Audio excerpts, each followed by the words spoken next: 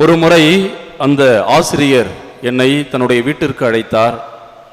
என்னுடைய பிள்ளைகளை நீங்கள் ஆசீர்வதிக்க வேண்டும் என்று கேட்டுக்கொண்டார். நானும் அவருடைய வீட்டிற்கு சென்றேன். அங்கே 2 அழகான குழந்தைகள்.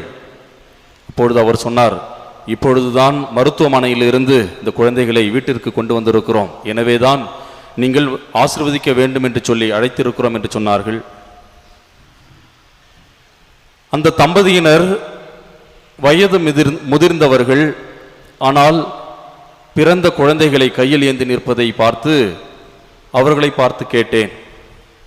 அப்பொழுது அந்த ஆசிரியர் மிக அழகாக தன்னுடைய வாழ்வை எடுத்து சொன்னார். அவர் சொன்னார், 1991ஆம் ஆண்டு எங்களுக்கு திருமணமாகியது.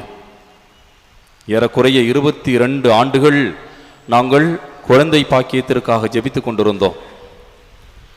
ஆனால் என்னுடைய உள்மனது சொன்னது, கண்டிப்பாக கடவுள் நம்மை கைவிட்டு விட மாட்டார் என்பதை என் உள்மனது அவ்வப்பொழுது சொல்லிக்கொண்டே இருந்தது.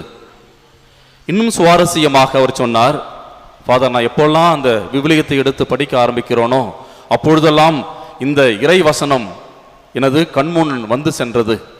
2 அரசர்கள் 3ஆம் அதிகாரம் 16, 17, 18 வசனங்கள். இந்த வசனம் இந்த 20 ஆண்டுகள் 22 ஆண்டுகள் அவ்வப்பொழுது எனது மனதிலே வந்து சென்றது. இன்று ஆண்டவர் எனக்கு ஆசீர்வாதத்தை கொடுத்திருக்கிறார்.